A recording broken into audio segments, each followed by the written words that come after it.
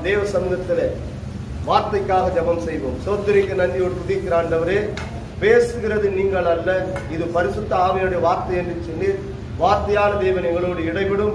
என் தகப்பனே, உமது வல்லமை உள்ள கரங்களில் எங்களை அர்ப்பணித்து ஒப்பு கொண்டிருக்கிறோம். அப்பா, மனுஷனுடைய சுயம் சாம்பலாகட்ட ஆண்டவரே, ஜீவனுள்ள வார்த்தைகள் கர்த்தாவை பேச தேவ கிருபையை தாரும். பலப்படுத்த ஆசீர்வதியும். வந்தவர்கள் வறுமையாய் கடந்து போகாத அப்படிக்கு இரட்டிப்பான ஆசீர்வாதத்தோடு கடந்து போக தேவ கிருபையை தாரும். அப்பா, தாழ்த்துகிறோம், அர்ப்பணிக்கிறோம், ஒப்பு கொண்டிருக்கிறோம்.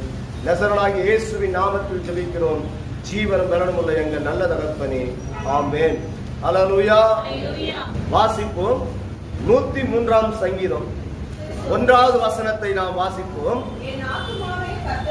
என் ஆத்துமாவே கர்த்தரை சோத்திரி, என் முழு உள்ளமே அவருடைய பரிசுத்தமுள்ள நாமத்தை சோத்திரி.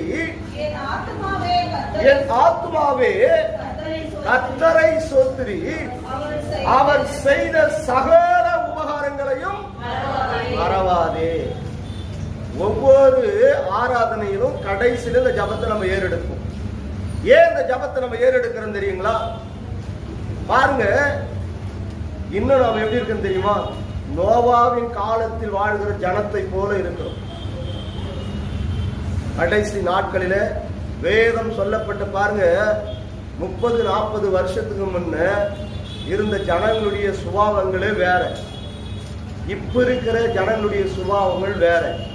கடைசி நாட்களில அன்பு தனிச்சு போகும்னு சொன்னார்.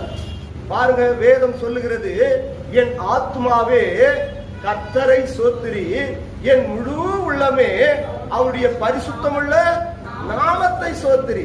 வேதம் சொல்லுகிறது, ஆதாம் ஏவாளை கர்த்தர் உண்டாக்கினாரா? எப்படி உண்டாக்கினார்? மண்ணிலிருந்து மனுஷனை உண்டாக்கினார். ஆதியாகமம் 2ஆம் அதிகாரம் 7வது வசனத்தை வாசிங்க. தேவனாகிய கர்த்தர் பாருங்க, மனுஷனை பூமியில் மண்ணால் உண்டாக்கினார், ஜீவ சுவாசத்தை அவன் நாசியிலே ஊதினார், மனுஷன் ஜீவ ஆத்மாவாக மாறினான். அதுதான் இங்க சொல்லுது, என் ஆத்மாவே கர்த்தரை சோத்திரி.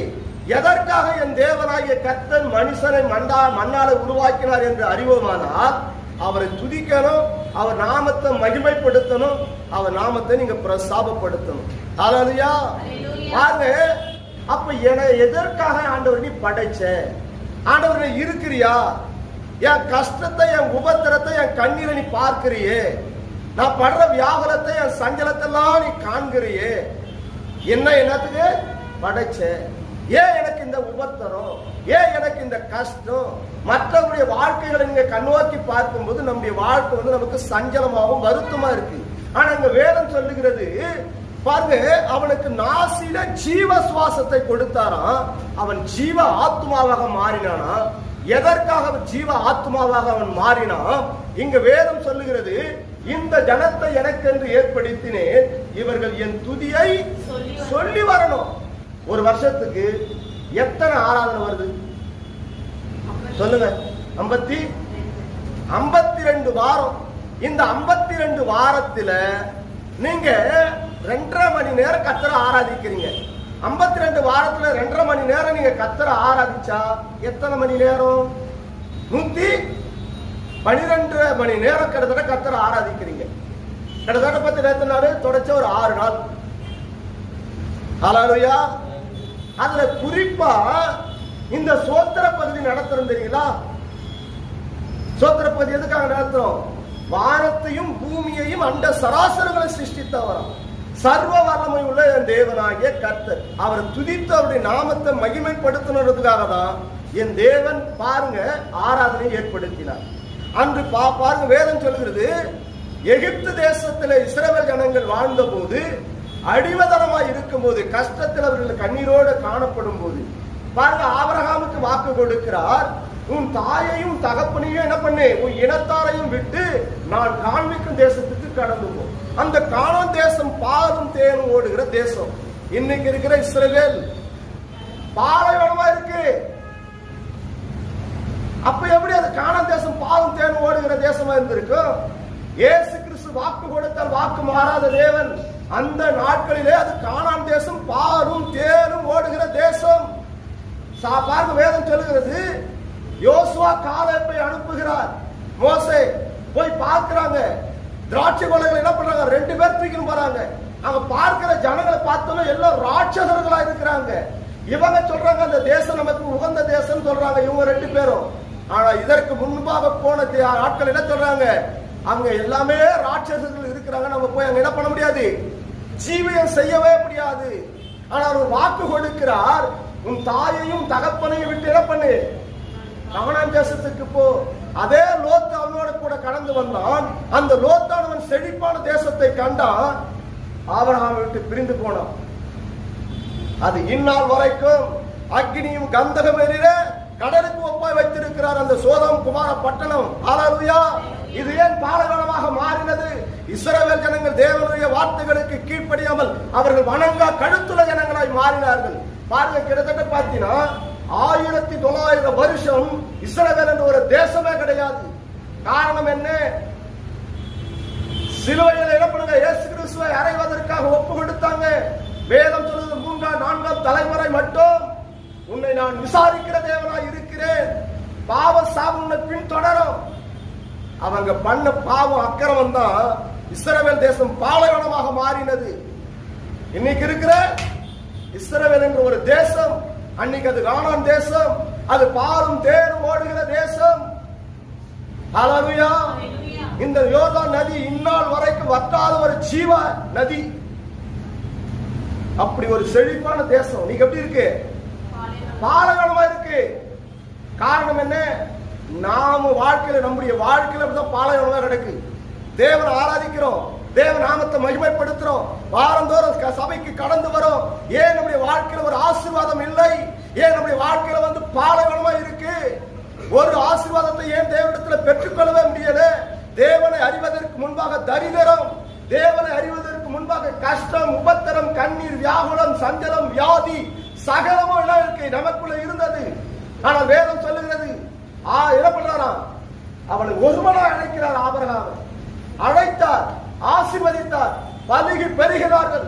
வானத்து நட்சத்திரங்களைப் போல, கடலத்தை மணலைப் போல உன் சந்ததியை பெருகவே பெருக பண்ணுவேன். அந்த வாக்கு தத்துவத்தின் பிள்ளைகள் தான் நாம. ஏன் அந்த ஆபிரகாம் கொடுத்த உன்னதமான அந்த புறஜாதி மக்களுக்கு வந்திருக்க அந்த ஆசீர்வாதத்தை ஏன் நம்மளால பெற்றுக்கொள்ள முடியல? 112 மணி நேரம் வருஷத்துக்கு, அதுல 112 மணி நேரத்துல குறிப்பா பார்த்தோம்னா 20 நிமிஷம் தான் ஆராதனை. கர்த்தரை நம்ம என்ன பண்றோம்? மகிமைப்படுத்துறோம், அவரை துதிக்கிறோம், அவர் செஞ்ச சகல கிரியைகளை குறித்து என்ன பண்றோம்? துதிச்சு அவர் நாமத்தை நம்ம மகிமைப்படுத்துறோம். வானத்தையும் பூமி உண்டாக்கினவரே, சர்வ வல்லமை உள்ள தேவனே, அண்ட சராசரங்களை சிருஷ்டித்தவரே, சூரியன் சந்திரங்களை படைத்தவரே, எனக்கு நல்ல ஆகாரத்தை கொடுத்தவரே, எனக்கு நல்ல சுகபல ஆரோக்கியத்தை கொடுத்தவரே. இன்னைக்கு 70-80 வயசு மேல யார் ஆள் கிடையாது. அன்னைக்கு 900 வருஷம் இருந்தாங்க, 800 வருஷம் இருந்தாங்க, 600 வருஷ காலம் இருந்தாங்க.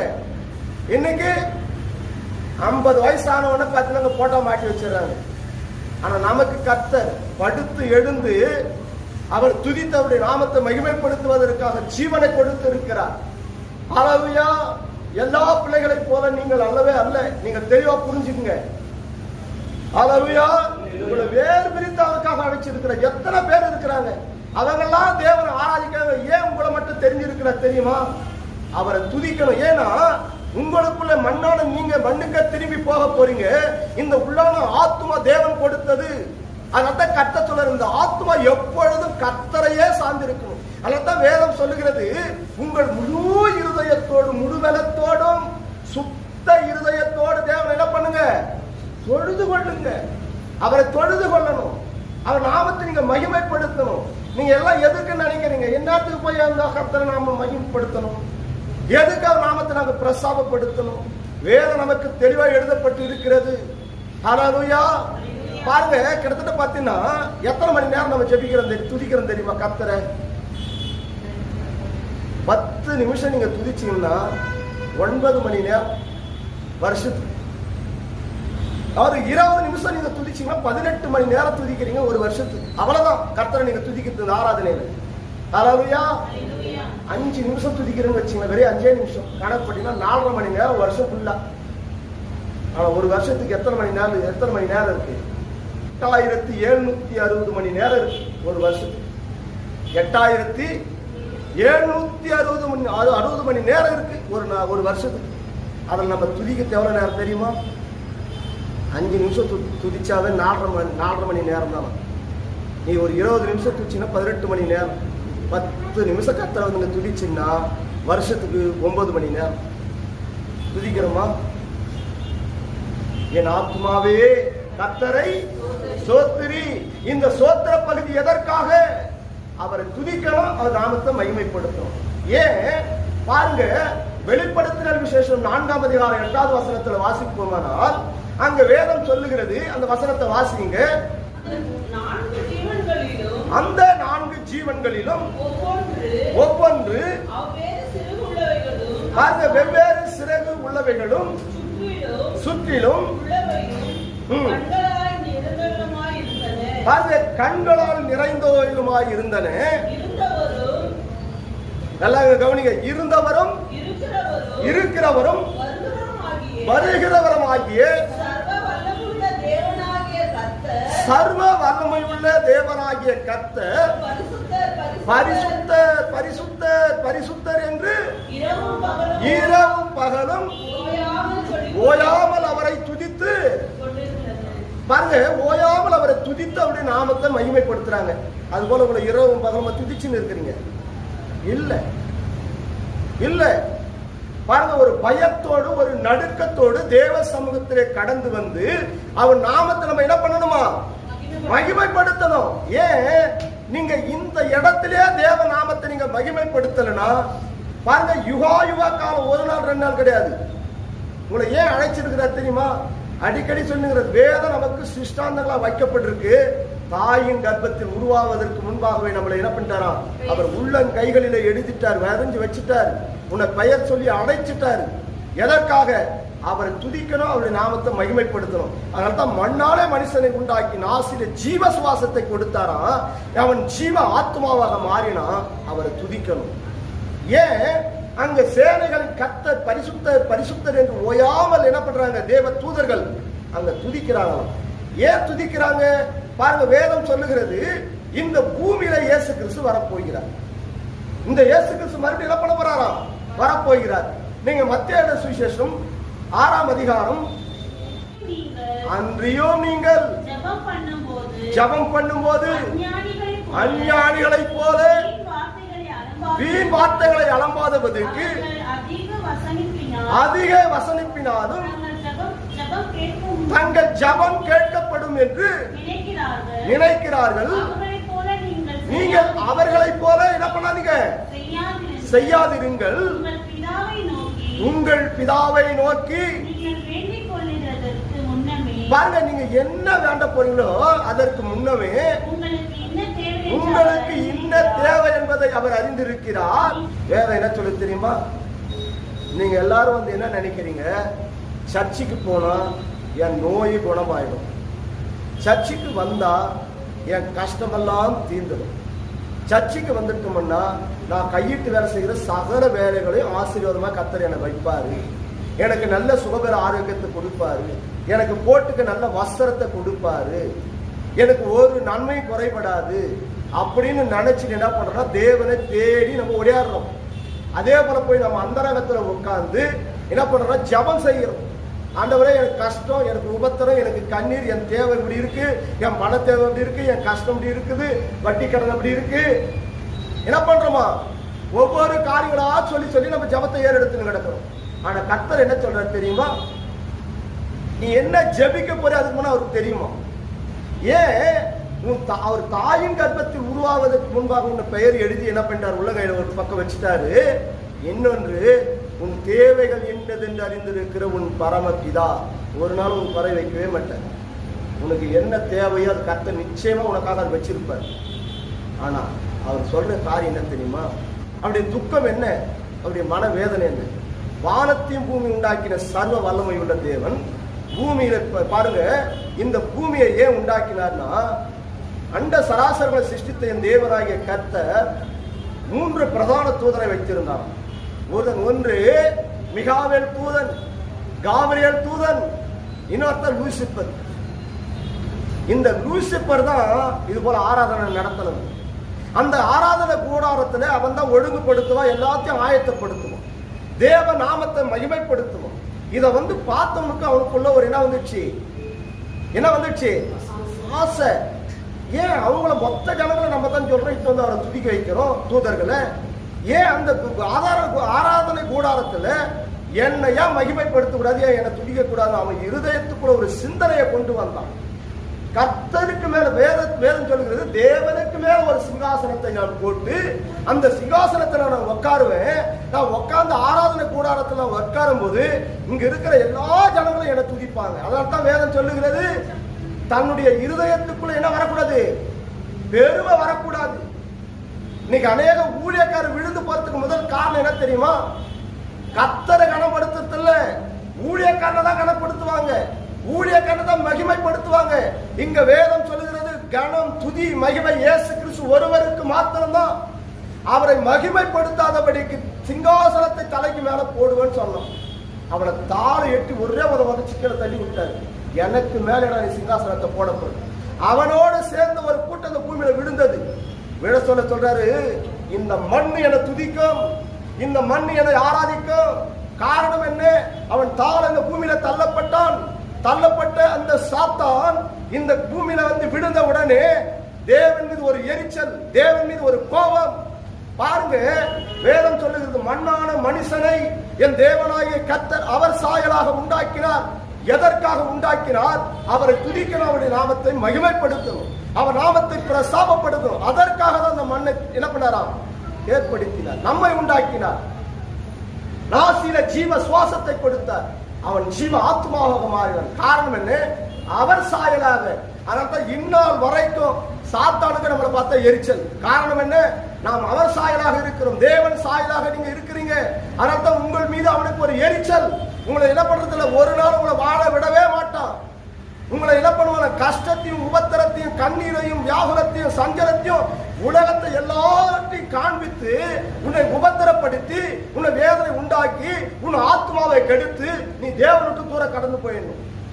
இங்க துதிக்கிட்டு உக்காந்து இருப்பீங்க, வீட்டினுடைய கஷ்டத்தை குறிச்சே சிந்திச்சு இருப்பீங்க உங்க ஹிருதயத்துக்குள்ள. அவன் என்ன பண்றான்? உங்களை திசை திருப்புறான். தேவனை துதிக்க கூடாது, தேவநாமத்தை நீங்க மகிமைப்படுத்த கூடாது. காரணம், அவர் சாயலாக தேவனாய் கர்த்தர் உன்னை உண்டாக்கினார். எதற்காக உண்டாக்கினார்? அவரை துதிக்கணும், அவர் நாமத்தை மகிமைப்படுத்தும். பரலோக ராஜ்யத்தில் அதனால்தான் பாருங்க, தேவ தூதர்கள் சதா காலம் ஜீவனுள்ள தேவனாகிய கர்த்தரை சேனைகளின் கர்த்தர் பரிசுத்தர் பரிசுத்தர் பரிசுத்தர் என்று ஓயாமல் அவரை துதித்து இருக்கிறாங்க. அதனால்தான் பாருங்க, அந்த மண்ணான மனுஷனை பாவத்திலிருந்து ரட்சிக்க முடியாது கிறிஸ்து இயேசுவானவர் இந்த பூமியிலே மனுஷகுமாரனாய் அவதரித்தார். அந்த மகாதேவன் மாமிசத்தில் வெளிப்பட்டார். காரணம் என்ன? இழந்து போனதை தேடவும் ரட்சிக்குமே தேவனாய் கர்த்தர் இந்த பூமியிலே கடந்து வந்தார். ஹல்லேலூயா!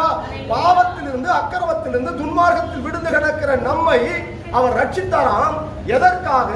அவரை துதிக்கிறவருடைய நாமத்தை மகிமைப்படுத்தும். உலகத்தில் அநேக ஜாதி ஜனங்கள் உண்டு, ஆனால் உங்களையே கர்த்தர் அறிந்து தெரிந்து கொண்டார். பரமண்டலத்தில் இருக்கிற எங்கள் பிதாவே, உமது நாமம் பரிசுத்தப்படுவதாக, உமது ராஜ்யம் வருவதாக. இயேசு கிறிஸ்து வரப்போகிறார். இந்த பூமியில 1000 வருஷம் அரசாட்சி இருக்கு. அதுதான் எருசலேமை ஆயத்தப்படுத்தி இருக்கிறாங்க. இன்னைக்கு ஏன் சண்டை நடந்துருக்கு தெரியுமா? எருசலேமில இயேசு கிறிஸ்து பூமிக்கு வரப்போகிறார். வந்த உடனே தேவ ஆலயங்கள் கட்டப்படணும். அந்த தேவாலயத்தில் அவருடைய மகிமை இறங்க போகிறது. 1000 வருஷம் இந்த பூமி அவர் அரசாட்சி செய்ய போகிறார். எங்க இருக்கு பைபிள்ல? இப்ப நீங்க வாசிச்சீங்களா? அந்த வசனத்தை வாசிங்களே. பரமண்டலத்தில் இருக்கிற எங்கள் பிதாவே, உமது நாமம் பரிசுத்தப்படுவதாக. இந்த பூமியில பரிசுத்தம் இல்லை. ஏன் பரிசுத்தம் இல்லை? வேதம் சொல்லுகிறது, மனுஷனுடைய இருதயம் மகா கேடும் கிறுக்குள்ளது. அவன் ஜீவ ஆத்மாவாக மாறினானோ அந்த ஆத்மாவை கெடுக்க முடியாத சாத்தான் அவன் இருதயத்துக்குள்ளே புகுந்தான். எரேமியாவின் புத்தகம் 17ஆம் அதிகாரத்தை நீங்க வாசிப்பீர்களானால் வேதம் சொல்லுகிறது, எரேமியா 17:9-10 வாசிங்க. எல்லாவற்றிலும் பார்க்கிலும் இருதயம் கிறுக்குள்ளதும் மகா கேடுள்ளதும் அதை அறியத்தக்கவன் யார்? கர்த்தராகிய நானே ஒவ்வொருவனுக்கும் அவனவன் செய்கிற வழிகளுக்கு பலனுக்கும் தக்கதாக கொடுக்கும்படி இருதயத்தை ஆராய்கிறவரும் உள்ளத்திரயங்களை சோதித்து அறிகிறவரும் பாருங்க, அவர் ஒருவர் மாத்திரம் உள்ளத்திரயங்களை சோதித்து அறிகிறது. ஏன் நம்முடைய வாழ்க்கையில ஆசீர்வாதத்தை பெற்றுக்கொள்ள முடியல தெரியுமா? ஏன் தேவனுடைய ஆசீர்வாதத்தை நம்மளால பெற்றுக்கொள்ள முடியலை? நம்முடைய இருதயம் மகா கேடும் கிறுக்குள்ளது, பொல்லாத இருதயம். அந்த இருதயத்திற்குள் இருந்து பொல்லாத சிந்தனைகள், விபச்சாரம், வேசித்தனம், அசுத்தம், காம விகாரம், பண ஆசை, பொருளாசை சகலமும் இருதயத்திற்குள் இருந்து புறப்பட்டு வரும். அது மனுஷனை தீட்டுப்படுத்தும். காரணம் என்ன? மனுஷனை கர்த்தர் மண்ணால் உருவாக்கினார், அவனுக்கு நாசில ஜீவ சுவாசத்தை கொடுத்தார், அவன் ஜீவ ஆத்மாவாக மாறினான். அவன் உள்ளோன ஆத்மா, அவன் இருதயம் கேடு கிறுக்குள்ளதாய் காணப்படுகிறது. அதனால தான் நம்ம ஆசீர்வாதத்தை பெற்றுக்கொள்ளவே முடியல. ஒவ்வொரு நாளுடைய வாழ்க்கையில உபத்திரம், கஷ்டம், கண்ணீர், வியாகுலம். மண்ணால மனுஷனை உண்டாக்கினார் எதற்காக? அவரை துதிக்க, அவருடைய நாமத்தை மகிமைப்படுத்த வேண்டும் என்பதற்காக. ஆனால் சிருஷ்டிகரை விட்டு விட்டு நீங்க என்ன பண்றாங்களா? சிருஷ்டியாவை தொழுது கொள்ளுறாங்க. இருதயத்துக்குள்ள மன வேதனை, அவருக்குள்ள மனசுக்குள்ள ஒரு பெரிய துக்கம். ஏன்? மனுஷனுடைய இருதயம் கேடா இருக்கு, கிறுக்குள்ளதா இருக்கு, அக்கிரமம், துன்மார்க்கம் நிறைந்திருக்கிறது. ஹல்லேலூயா. வேதம் சொல்லுகிறது, ஆதியில வார்த்தை இருந்தது, வார்த்தை தேவனிடத்தில் இருந்தது, தேவனாக இருந்தது. அந்த வார்த்தை மாமிசமாகி கிருபையும் சத்தியம் நிறைந்தவராய் அவர் உனக்குள்ளே வாசம் பண்ணி கொண்டிருக்கிறார். அந்த இருதயத்துக்குள்ளதான் கர்த்தர் வாசம் பண்ணுறார். யோவான் எழுதின சுவிசேஷம் 1ஆம் அதிகாரம் 1-2 வாசகத்தை வாசிப்பு 14 சொல்லுது, கிருபையும் சத்தியம் நிறைந்தவராய் அவர் உனக்குள்ளே வாசம் பண்ணி கொண்டிருக்கிறார். ஆனா அவர் நமக்குள்ள வாசம் பண்றாரு. ஆனா நம்ம கர்த்தரை என்ன பண்ண மாட்டேங்கிறோம்? அவரை துதிக்க, அவருடைய நாமத்தை மகிமைப்படுத்துறதுக்கு நம்மளுக்கு என்ன இல்லை? மனசு இல்லை. அதான் என் ஆத்மாவே கர்த்தரை சோத்திரி, என் முழு உள்ளமே அவருடைய பரிசுத்தமுள்ள நாமத்தை சோத்திரி. ஏன்? பரமண்டலத்தில் இருக்கிற எங்கள் பிதாவே, உமது நாமம் பரிசுத்தப்படுவதாக, உமது ராஜ்யம் வருவதாக. இருந்தவர் யார்? பிதாவாகிய தேவன். இருக்கிறவர் யார்? அவர்தான் பரிசுத்த ஆவியானவர். ஹல்லேலூயா. வருகிறவர் யார்? அவர்தான் கர்த்தராகிய இயேசு கிறிஸ்து. எக்கால தொனிகளோடு, ஆரவாரத்தோடு, பிரதான தூதனுடைய சத்தத்தோடு இந்த பூமிக்கு அவர் இறங்கி வரப்போகிறார். வந்து இந்த உலகத்தை நியாயம் தீர்க்க போகிறார். ஹல்லேலூயா. மத்திய ஆகாயத்தில் ஒரு திருமண விருந்து இருக்கு. இந்த மணவாட்டியாகிய சபை மணவாளனுக்காக ஆயத்தப்பட வேண்டும். ஏன்? அவரை துதிக்கணும், அவர் நாமத்தை மகிமைப்படுத்தணும். அதற்காக தான். ஹல்லேலூயா. 12 பேரை கூப்பிட்டாரு. 12 பேரை என்ன பண்ணிட்டான்? வீட்டுல இருந்த எல்லாத்தையும் விட்டுட்டு பின்னாடி வந்துட்டான். வந்துட்டு ஒண்ணு என்ன கேட்கறான், நாங்க எல்லாத்தையும் விட்டுட்டு நான் வந்துட்டோம், எங்களுக்கு என்ன கிடைக்கும்? இப்ப நீங்க நினைக்கிறீங்க, அவன் வேலைக்கு போறான், நாத்தியமான வேலைக்கு போறான், சம்பளமாவது கிடைக்குது, சம்பளமாவது கிடைக்கு, வேற ஏதாவது ஒரு காரியம் நமக்கு என்ன பண்ணுது? அனுகூலமா இருக்கு. இன்னைக்கு நாங்க 2.5 மணி நேரம் உட்காந்து ஆராதனை பண்ணிட்டு போனோம், எங்களுக்கு என்ன கிடைக்குது? அப்படித்தானே சொல்லுங்க. நாங்க எங்கே கடந்தோம்? எங்களை கூப்பிட்டு வந்து உட்கார வச்சிட்டாங்க. நாங்க கத்தவன் நாங்க ஆராதிக்கிறதுல வந்திருக்கிறோம். நாங்க வேலைக்கு போயிருந்தாலும் நீங்க வேலைக்கு போயிருந்தாலும் சம்பளம் வந்திருக்கோம். இவங்க கேட்கறாங்க 12 சீசர்களும். எப்படி கேட்கறாங்க தெரியுமா? கண்ணில்லாத குருட கண்ணே கிடையாது. தொட்டு சுகம் என்ன பண்ணாரா? கண்ணு வர வச்சுட்டாரு. சூம்பிட கை வளர்ந்துடுச்சு. கை என்ன ஆயிடுச்சு? வளர்ந்துடுச்சு. முடவை 38 வருஷமா முடவனை கிடக்கிறான், எழுந்து நடக்கிறான். ஹல்லேலூயா. மரித்து 4 நாள் ஆயிடுச்சுங்க. 40 அடிச்சுங்க போனோம். எங்க? கல்லறைக்குள்ள. லாசருவே வெளிவான்னு சொன்னவனே ஏஞ்சி வெளியே வந்துட்டான். கபீர் வீட்டுல என்ன பண்ணிட்டாவா? ஒரு பொண்ணு உடம்பு சரியில்லை, படுத்துன்னு கிடக்கு, வியாதியா. வந்த வளர்ந்து விட்டான், செத்து போயிடுச்சு. அந்த பொண்ணு இடத்துல போய் போதவரை நீ போய் வருத்தப்பட்டுங்கிற மனம் விடு அப்படின்னா இவர் போனார். எல்லாரும் அழுகிறவங்க, தப்பட்டு அடிக்கிறவங்க, தார அடிக்கிறவங்க, மற்றவரை சைலண்டா இருக்கிறவங்க உள்ள போனார். ஏஞ்சிருமானார். ஏஞ்சி உட்காந்துருச்சு. அந்த பொண்ணு 38 வருஷமா இருந்தவனு எழுப்பினார். 12 வருடமா பெரும்பாடு ரத்தம் போனபடியே இருந்துச்சு. எல்லா ஹாஸ்பிட்டலுக்கும் போனாங்க, எங்கேயும் சுகம் ஆகல. அவர் நடந்து போற வஸ்திரத்தை அப்படி தொட்ட சுகமாயிடுச்சு. 18 வருஷமாக சபைக்கு போயிருக்கிற அப்படியே கூனி, பிறவிலே கூனி இப்படிதான் கிடக்குது. எழுந்து கூட இப்படி பார்க்க முடியாது. தொட்டாரு, எழுந்து நிமிர்ந்துட்டான். இஸ்ரவேல் குமார்த்தி எழுந்து நின்று நல்லா நடந்தான். இந்த 12 பேரும் பார்த்தவங்க தான், 12 சீசர்களும் பார்த்தவங்க தான். நாங்க எல்லாத்தையும் என்ன பண்ணிட்டு விட்டுட்டு முன்னாடி நான் வந்துக்கிறோமே, எங்களுக்கு என்ன கிடைக்கும்?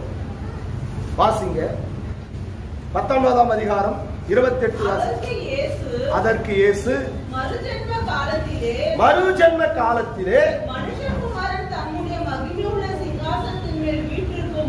இந்த வசனத்தை மாத்திரம் நல்லா தெளிவா கவனிங்க. எல்லாரும் நீங்க சர்ச்சுக்கு போறோம் கேக்குறாங்க தெரியுங்களா? நாங்க போன ஆசீர்வாதமா இருப்போம், நல்லா இருப்போம். அதெல்லாம் கர்த்தருக்கு தேவை என்னன்னு அவர் அறிஞ்சு வச்சிருக்கிறார். ஆனா உங்களுக்கு மறுஜென்மம் ஒண்ணு இருக்கு. நீங்க மரித்த பிறகு எங்க இருக்கிறீங்க? நித்திரையா இருக்கிறீங்க. எங்க இருக்கிறீங்க? ஆபிரகாமுடைய மடியில தேற்றப்படுறீங்க.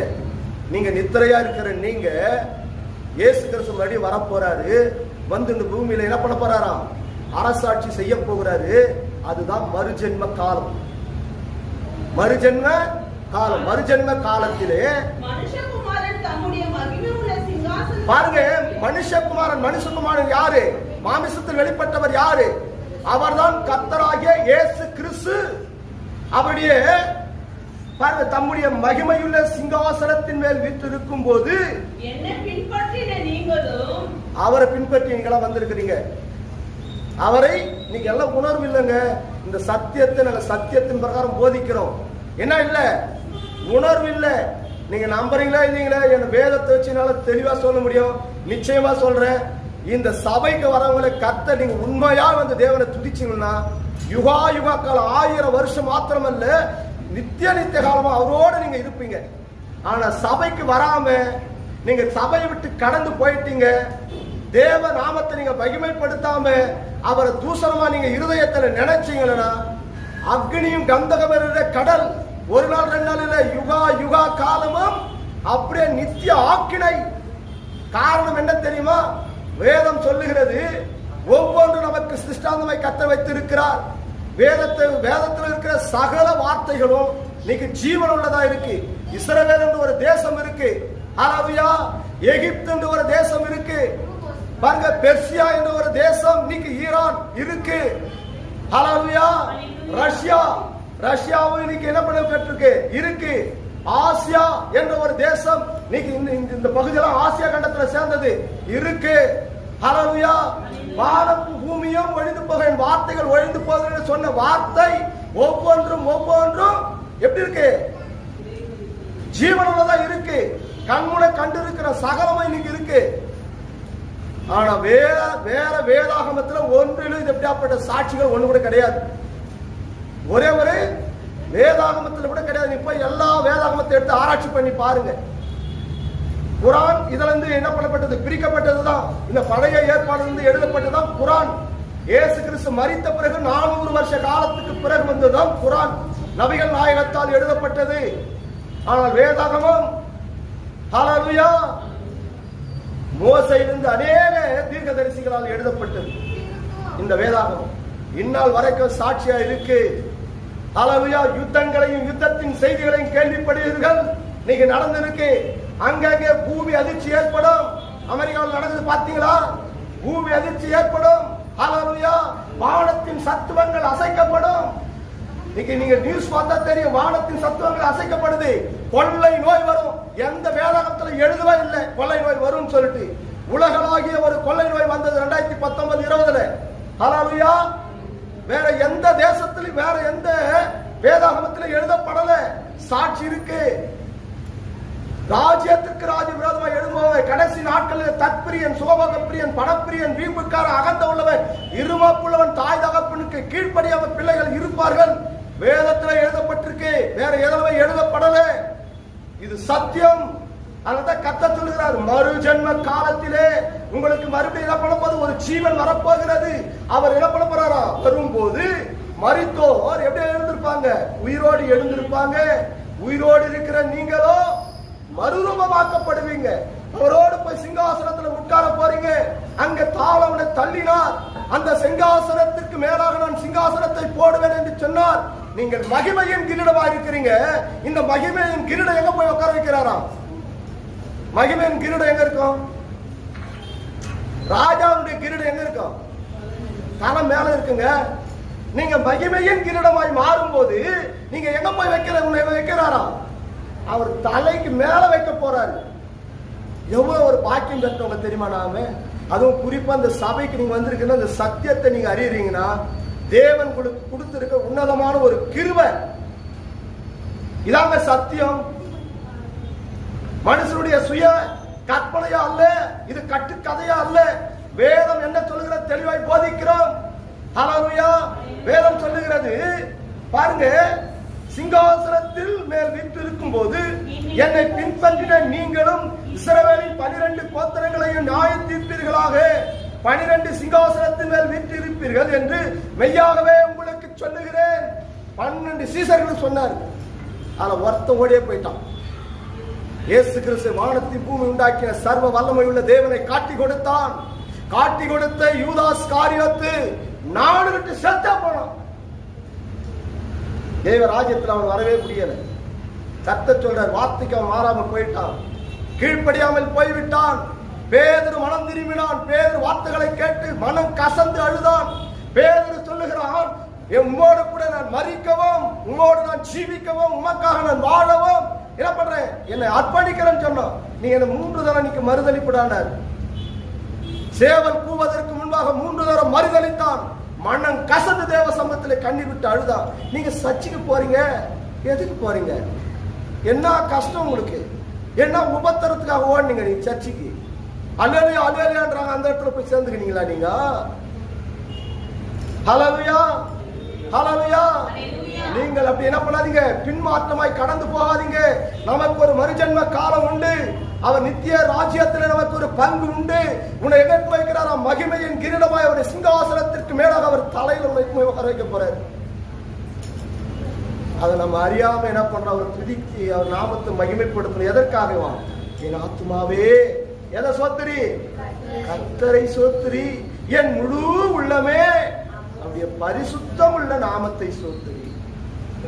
சோத்தரிக்கிறோமா? கர்த்தரை மகிமைப்படுத்துறோமா? தயவுசெய்து சொல்றேன், கர்த்தரை மறந்துடாதீங்க. ஒரு நாளும் மறந்துடாங்க. உங்களுக்கு இங்க இருக்கலாம், தரித்திரமா இருக்கலாம், கஷ்டமா இருக்கலாம், கண்ணீரா இருக்கலாம். ஆனா அந்த இடத்துல என்ன இல்லையா? தாகம் இல்லை, பசியும் இல்லை. அந்த இடத்துல என்ன இல்லை? என்ன இல்லை? மரணமும் இல்லை. யுகா யுகா காலம், மறுஜென்ம காலத்தில் அவர் வரப்போகிறார். வந்து இந்த பூமியில் 1000 வருஷம் அரசாட்சி செய்ய போகிறார். அந்த ஆட்சியில் நீங்க பங்கெடுக்கணும். அவரோடு நீங்க போய் உட்கார சிங்காசனத்துல. உங்க கண்ணு காணுங்க. நான் போய் சொல்றேன், பைபிளுக்கு சொல்றேன். யாரெல்லாம் சத்தியத்தை அறிந்து பின்மாற்றமாய் கடந்து போய் தேவனை தூசிக்கிறார்களோ, தேவ நாமத்தை மகிமைப்படுத்த இருக்கிறார்களோ, உன் கண்ணு அவங்களை பார்த்து அக்னியும் கந்தமும் எரித கடந்து அப்படியே துடிப்பாங்க, புழுவா துடிப்பாங்க. சாவே வராது, மரணமே நேரிடாது. உன் கண் அதை காணும். அந்நிய கண்களாலும் உன் சொந்த கண்களை இது காணும். வானமும் பூமி ஒழிந்து போய்விடும், என் வார்த்தைகள் ஒருபோதும் ஒழிந்து போகாது. ஏன் இந்த வானம் பூமி ஒழிந்து போயிடும்? இதெல்லாம் சாட்சியா இருக்கு. இந்த சாட்சிகள் என்ன பண்ணும்? இந்த பூமி வெந்துருகி சாம்பலாகும். பாருங்க, நோவாவின் காலத்தில் நடந்தது என்ன? வானத்தில் என்ன பண்ணப்பட்டது? மழை என்பது ஒன்று வந்தது. கடந்த நாட்களில் நான் பாருங்க, கிட்டத்தட்ட பார்த்தீங்கன்னா ஒரு வாரத்துக்கு மேல நினைக்கிறேன், ஒரு காரியம் நடந்தது. யாராலும் நியூஸ் பார்த்தீங்க? இமயமலையில் ஒரு காரியம் நடந்தது தெரியுமா? மேக வெடிப்பு. என்ன ஆயிடுச்சு? வெடிச்ச உடனே தண்ணி பூரா தப்ப தப்ப தப்புன்னு அப்படியே பொட்டுச்சு. அப்படியே என்ன ஆயிடுச்சு? ஃபுல்லா அங்க இருந்த ஜனங்களை மறிச்சு போனாங்க. ஆள் அட்ரஸ் இல்லாம போயிட்டாங்க. வானத்தின் மதகுகள் என்ன பண்ணப்பட்டாயிற்று? திறக்கப்பட்டாயிற்று. மழை என்பதே தெரியாது. நோவாவின் காலத்திலே ஓடி ஓடி போய் சத்தியத்தை சொன்னார் நோவா. ஒருவனும் காதல போட்டுகளே, மழை வந்து வரப்போகிறது, இயேசு கிறிஸ்து பூமியில் என்ன பண்ண போறார்? அழிக்க போகிறார் சொன்னார். ஒருவனும் கேட்கல. ஆனா அந்த கர்த்தர் நோவாவின் காலத்தில் நடந்தது போலவே மனுஷகுமாரன் வருகிற காலங்களிலே நடக்கும். பெண் கொண்டும் பெண் எடுத்தும் புசித்தும் குடித்தும் வெறுத்தும் உணர்வில்லாத ஜனங்கள் இருப்பார்கள். நீங்க உணர்வுள்ள ஜனங்களா இருங்க. எப்படி இருக்கணுமா? நீங்கள் உணர்வுள்ளவர்களா இருங்க. ஹல்லேலூயா ஹல்லேலூயா அல்லேலூயா சொல்லுங்க. ஹல்லேலூயா. ஏன்? அவர் நாமத்தை மகிமைப்படுத்துவதற்காக தான் உங்களை படைத்தார் தேவனாகிய கர்த்தர். ஆனா நாம எப்படி இருக்கிறோம்? சோதோம் குமார பட்டணத்தின் பாவம் பெருகும். கடைசி நாட்கள் என்ன வருமா? சோதம் குமார பட்டணம் ஆணுக்கு ஆண் என்ன பண்றாங்க? திருமணம், பெண்ணுக்கு பெண் திருமணம். வேதம் சொல்கிறது ஆணோடு ஆண் உடலுறவு கொள்ளக்கூடாது என்று வேதாகமத்தில் என்ன பண்ணப்பட்டது? பழைய ஏற்பாடின் காலத்தில் எழுதப்பட்டு இருக்கிறது. நீங்க ஆணோடு ஆண் விபச்சாரம், பெண்ணோடு பெண் விபச்சாரம். ஹல்லேலூயா. காரணம் என்ன? அன்று தாழ தள்ளப்பட்ட போது சாத்தான் அந்த ஏவாள் இடத்தில் முதல் உண்டாக்கப்பட்டது விபச்சாரம். ஹல்லேலூயா. அதுதான் சொல்லுகிறது வேதம் சொல்லுது, நீங்கள் பாவத்தின் சந்ததிகள். ஹல்லேலூயா. விபச்சாரியின் சந்ததிகளே, வருகிற கோப ஆக்கினைக்கு தப்பித்துக் கொள்ள வகை காட்டினவன் யார்? இந்த சத்தியத்தை அறிந்து சத்தியத்துக்கு சாட்சியா ஜீவித்தால் மாத்திரம்தான் நித்திய ராஜ்யம். ஏதோ நாங்களும் சர்ச்சைக்கு வந்தோம், நாங்களும் வார்த்தை கேட்டோம், நாங்களும் நல்லதா நடந்துக்கிறோம், போயிட்டு வரோம் சர்ச்சைக்கெல்லாம் போயிட்டு ஒரு காலம் நிச்சயமா பல்லவ ராஜ்யத்துக்கு வரவே முடியாது. மறு ஜென்ம காலம் ஒண்ணு இருக்கு. இங்க கர்த்தர் சொல்லுகிற, யார் நான் சொல்லல, இயேசு கிறிஸ்து சொல்லப்பட்ட வார்த்தை மத்திய சுவிசேஷத்தின் புஸ்தகத்துல அவர் தான் சொல்றாரு, மறு ஜென்ம காலம் ஒண்ணு இருக்குடா, இதெல்லாம் உங்களுக்கு சம்பவிக்கணும். அதனால்தான் பாருங்க வேதம் சொல்லுது, இருந்தவரும் இருக்கிறவர் வரப்போகிறவர் அவர் தான் கர்த்தராகிய இயேசு கிறிஸ்து. அப்படி நாமும் எப்பொழுதுனா இருக்கணும், பரிசுத்தமாக்கப்படணும். அவர் நாமத்தை நீங்க எப்பொழுதும் துதிக்கணும். அதற்காக தாங்க உங்களை உண்டாக்கினாரு, அதற்காக தான் உங்களை படைத்தாரு. ஹல்லேலூயா. இதுதான் சத்தியம். அப்படி சொல்லுது, என் ஆத்துமாவே கர்த்தரை சோத்திரி, என் முழு உள்ளமே அவருடைய பரிசுத்தமுள்ள நாமத்தை சோத்திரி. அவரை சோத்திரிங்க, அவருடைய நாமத்தை மகிமைப்படுத்துங்க.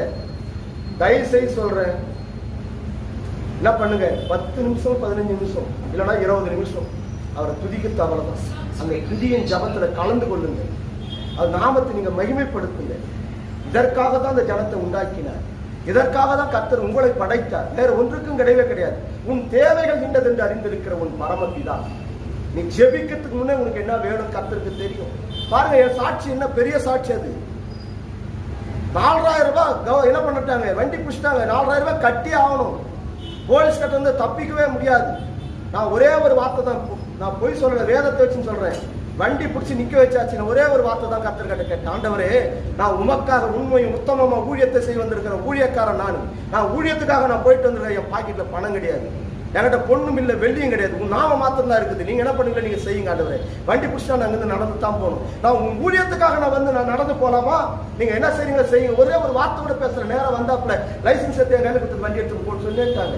எஸ்ஐ இருக்கிறாப்புல, பக்கத்துல 2 கான்ஸ்டபிள் இருக்கிறாங்க. ஏன்னா ஒரு வார்த்தை கூட கேட்கல. மற்ற வண்டிகளை பிடிச்சி ஒரு பக்கம் ஓரம் கட்டி வச்சுட்டு காசை பயன்பட்டு வாங்கிக்கிறாங்க. என் தேவன் எவ்வளவு நல்லவர் தெரியுமா? இன்னொரு காரியம் சொல்றேன், நீங்க சொன்ன நம்பாத ஒரு காரியம், சாட்சி. இதுவும் சாட்சி தான். இந்த மகளுக்காக நான் போய் ப்ரேயர் பண்ணிட்டு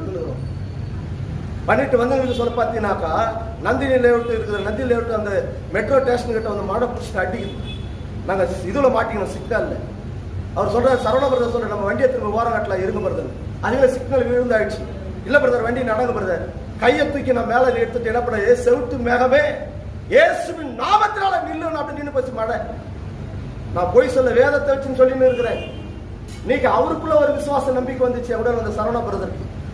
அப்ப அடுத்த நிமிஷம் அவர் சொல்றாரு, எலியாவின் மகிமை இயேசுவின் நாமத்தினால இறங்கிச்சு பிரதர். கர்த்தர் நம்மளோட கூட இருக்கிறார். ஒரே வார்த்தை தான், வேற எதுவுமே கிடையாது. நேற்று முந்தினத்து நாங்கள் என்ன பண்ண, ஒரு பிரேயர் மீட்டிங் போயிட்டு வரோம். மழை வர ஒரு சூழ்நிலை தான். அவர் வீட்டுக்கு போயிட்டு வந்தோம். என்ன பிரதர், மழையெல்லாம் வந்துச்சான்னு கேட்டேன். பிரதர், எலியாவின் தேவன் நம்ம தேவன் இல்ல பிரதர், எப்படி மழை வர வைப்பார்? என் கூட இருந்தார் பிரதர், மழையை வரல பிரதர். ஹல்லேலூயா. காரணம் என்ன? இந்த தேவன் என்றென்றும் உள்ள சதாகால நம்முடைய தேவன். அவர் மரண பரியந்த நம்மை நடத்துவதற்கு அவர் வல்லமை உள்ள தேவனாக இருக்கிறார். பேதுரு போல நினைங்க, எல்லா காரியத்தையும் அறிந்தான், ஆனால் தவறு செய்தான். மனம் கசந்து அழுதான், ஆண்டவரே என் பாவத்தை மன்னி, நான் உன்னை மறுதளிச்சுட்டேன் ஆண்டவர். ஆனால் யூதாசு காரியத்தோ தேவனை அறிந்திருந்தோம், தேவ நாமத்தை மகிமைப்படுத்தியும் அவர் செய்த சகல கிரியைகளையும் கண்டு 30 வெள்ளிக்காசுகள் இந்த உலகத்துக்காக, அற்ப ஜீவியத்துக்காக, மனுஷனுடைய ஆயுஷ் நாட்கள் 60, அவன் பலத்தின் மிகுதினால் 70, 80 வயசு பாருங்க. 60, 50 வயசுல வந்து போட்டார். கடந்த வாரம் 25 வயசு பசங்களுடைய போட்டார். நம்முடைய ஜீவ கொஞ்ச காலம் தாங்க, யுகா யுகா காலம். அவரோட போய் நீங்க என்ன பண்ணணும், இங்கேயே நீங்க துதிக்க முடியல, தேவ நாமத்தை மகிமைப்படுத்த முடியலன்னா, சதாகால உயிரோடு இருக்கிறவருக்கு முன்பாக சேனைகளின் கர்த்தர் பரிசுத்தர் பரிசுத்தர் என்று எப்படி அவரை துதிப்பாங்க? நான் அடிக்கடி சொல்ற ஒரே ஒரு காரியம், இந்நாள் வரைக்கும் ஏசப்பா உயிரோட இருக்கிறவரை என்ன காத்துக்கணும். இந்நாள் வரைக்கும் ஒரே ஒரு ஆராதனை கூட மிஸ் கிடையாது. துதி ஜபத்துல என்ன பண்ணுவோம், ஒரு பயத்தோட ஒரு நடுக்கத்தோட, ஐயோ போயிடுச்சு 5 நிமிஷம் 10 நிமிஷம் என்ன ஆயிடுச்சு டைம் ஆயிடுச்சு, அப்படி துடிப்போட முடியா இருக்கும். இந்நாள் வரைக்கும் எனக்கு ஒரு நன்மையும் குறை வைக்கல. என்னால தைரியமா சொல்ல முடியும், இந்த வேதத்தை வச்சு ஒரு நன்மை இதுவரை குறை வைக்கவே இல்லை. நான் வேண்டிக் கொள்வதற்கு முன்பாகவே என் தேவைகள் இன்னதென்று அறிந்திருக்கிற என் பரம தகப்பன். நீங்க நம்புறீங்களே இல்லைங்களோ, நான் விரும்பி சாப்பிட்றது ஒரே ஒண்ணுதான் மாமிசம்.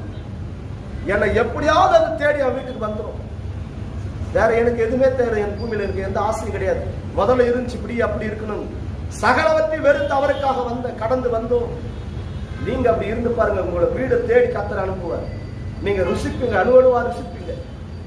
அந்த தெய்வத்தை தான் நம்ம ஆராதிக்கிறோம். முழங்கால் படிட்டு தேவ சமூகத்துல கேட்போமா, சோத்தரிக்க நன்றியோடு துதிக்கிறாங்க. கிருபை நிறைந்த மகா இரக்கமுள்ள எங்கள் பரிசுத்த ஆவியானவரே, இந்த ஜனத்தை எனக்கென்று ஏற்படுத்தி இவர்களின் துதியை சொல்லி வருவார்கள் என்று சொல்லி எங்கள் மீது ஏசப்பா நீர் வைத்த நம்பிக்கை மகா பெரியதாக. தாயின் கர்ப்பத்தில் உருவாவதற்கு முன்பாக என்னை பெயர் சொல்லி அழைத்த என் தகப்பனே, நீ செய்த அநேக கிரியைகளை கண்டிருந்தோம், சிஷ்டாந்தங்களாய் அநேக காரியங்கள் வைத்திருந்தோம். ஆண்டவரே, உணர்வே இல்லாதபடிக்கு என் தகப்பனே, ஒவ்வொரு நாளும் உமக்கு விரோதமாய் பரத்துக்கு விரோதமாய் நான் பாவம் செய்தேன். ஆண்டவரே, என் பாவங்களை மன்னியும், என் அக்கிரமத்தை மன்னியும். ஆண்டவரே, என் துன்மார்க்க சிந்தைகளை மன்னியும். ஆண்டவரே மன்னியும். பேதுருவை போல நாங்கள் மனம் கசந்து உடைய சமூகத்தில் கண்ணீர் வடிக்கிறோம். ஆண்டவரே, என் பாவத்தை மன்னியும். ஆண்டவரே, ஆண்டவரே, நான் துதிக்க மறந்துகிறோம். என் தகப்பனே, என்னை மன்னியும். ஆண்டவரே, அதிகார வேலை தேடாமல் அகத்தாவை மறந்திருப்பேன். என்னை தயவாக மன்னியும். உன் பாதத்திலே நான் படித்து ஒப்பு கொடுக்கிறேன். ஆண்டவரே, இந்த மண்ணு ஏசப்பா என்னை துதிக்கணும்னு சொன்னீரு. மண்ணோட மனுஷன் மண்ணுக்கு திரும்பி கடந்து போவார் என்று சொல்லி இந்த சரீரம் ஆண்டவரை மண்ணோடு மண்ணாய் ஆண்டவரை ஒட்டி போக போகிறது. நீ கொடுத்த உன்னதமான ஆத்துமா கட்டு போகுது. என் தகப்பனே, உம்மை துதிக்காமல் உம்முடைய நாமத்தை மகிமைப்படுத்தாமல் அனுதினமும் ஏசப்பா மறுதளிக்கிறதே. ஆண்டவரே, நாசில ஜீவ சுவாசத்தை கொடுத்து அவன் ஜீவ ஆத்மாவாக மாறினான் என்று சொன்னீரே. என் ஆத்மாவே கர்த்தரை சோத்திரி, என் முழு உள்ளமே அவருடைய பரிசுத்தமுள்ள நாமத்தை சோத்திரி என்று சொன்னீரே. ஆண்டவரே, அவன் துதிக்கவும் உடைய நாமத்தை மகிமைப்படுத்தவும் நான் மறந்திருப்பேன். ஆனால் தயவாக என்னை மன்னியும், தயவாக என்னை மன்னியும். ஆண்டவரே, அவருடைய கரத்தில் என்னை ஒப்பு கொடுக்கிறோம். ஆண்டவரே, அவருடைய பாதத்தில் எங்களை தாழ்த்தி ஒப்பு கொடுக்கிறோம். ஒரே ஒரு ஜீவியம் அப்பா, அநேக பிள்ளைகளுக்கு கிடைக்காத ஒரு உன்னதமான ஒரு பாக்கியம் அப்பா. பிதாவை என்று கூப்பிடக்கூடிய புத்திர சிவகாரி எங்களுக்கு கொடுத்திருக்கிறீர். உணர்வுள்ள இருதயத்தை எங்களுக்கு தாரும். உடைய பாதத்தில் எங்களை தாழ்த்தி ஒப்பு கொடுக்கிறோம். உடைய கரங்களில் எங்களை ஒப்பு கொடுக்கிறோம். ஆவியானவரே, உடைய பாதத்தில் ஒப்பு கொடுக்கிறோம். உள்ளத்தின் ஆழத்தில் மனதார உடைய நாமத்தை மகிமைப்படுத்துகிற ஒவ்வொரு பிள்ளைகளையும் ஆண்டவரே, உள்ளத்திரையங்களை ஆராய்ந்து அறிந்திருக்கிறவரே, அவருடைய பாவங்களை மன்னியும், அக்கிரமத்தை மன்னியும், துன்மார்க்க சிந்தைகளை மன்னியும்.